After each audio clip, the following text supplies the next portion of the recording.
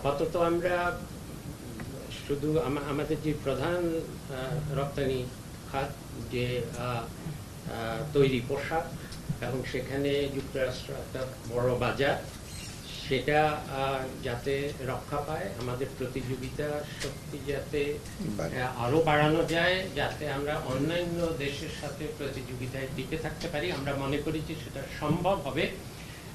তবে এই যে একটা ভ্যালু চেঞ্জ আছে, যে যেই করটা বাড়ানো হলো, এটা যুক্তরাষ্ট্রের ভিতরে তাদের ভোক্তাদের উপর পড়বে, মধ্যভোগী যারা বাইং হাউস ওদের উপরও পড়বে, আমাদের উপর কতখানি পড়বে সেটা নির্ভর করবে।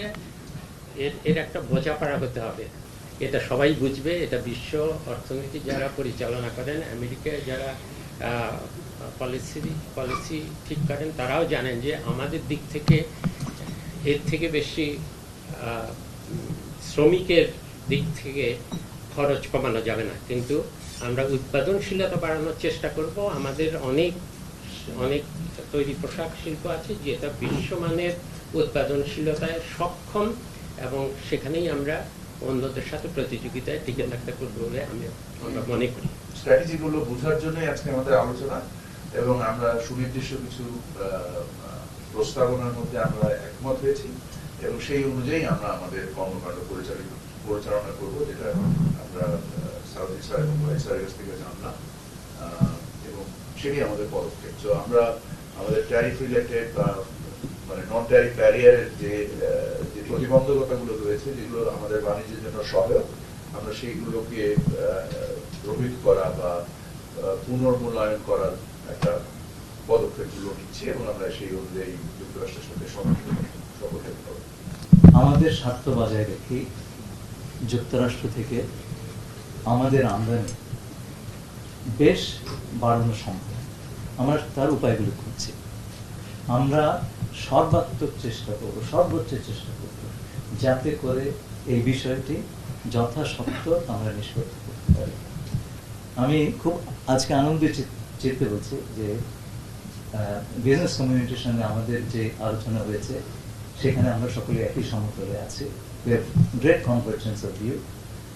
এবং গতকালকে আমাদের যুক্তরাষ্ট্রে আমাদের অ্যাম্বাসেডর, উনি ইউএস ট্রেড রিপ্রেজেন্টেটিভ অফিসে অ্যাসিস্ট্যান্ট রিপ্রেজেন্টেটিভের সঙ্গে কথা বলেছেন।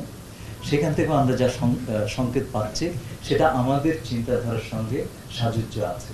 সুতরাং আমরা মনে করছি যে আগামী 1-2 দিনের ভিতরে আমাদের পজিশনগুলো আমরা ফাইনালাইজ করে ফেলতে পারবো। এই কথাগুলো অনেকদিন ধরে আলোচিত হয়ে আসছে আমাদের ভেতরে, কিন্তু will crystallise it over the next 24 to 48 months। সরকারের যে সুনির্দিষ্ট একটা পরিকল্পনা আছে, এবং সেটা একটা টাইম বাউন্ড পরিকল্পনা। আমরা বারে বারে বলেছি, এবং যে এইটা একটা শেলফ লাইফ আছে, যে এটা যদি আমরা একটা নির্দিষ্ট সময় মধ্যে না করি তাহলে আমরা পিছিয়ে পড়ব।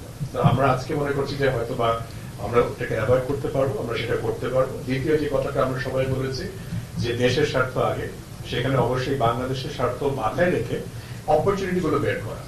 এবং আমরা খুবই উৎসাহিত হয়েছে আজকে মাননীয় আমাদের অর্থ উপদেষ্টা এবং আমাদের পরিকল্পনা উপদেষ্টা এবং আমাদের বাণিজ্য উপদেষ্টা, ওনারা তিনজনই বলেছেন যে জ্বালানি উপদেষ্টা আছে, আমাদের গভর্নর, আমাদের এনবিআর চেয়ারম্যান, আমাদের সচিব মহোদয় সবাই আছেন, আমাদের এবং এক্সিকিউটিভ চেয়ার অফ বিডা।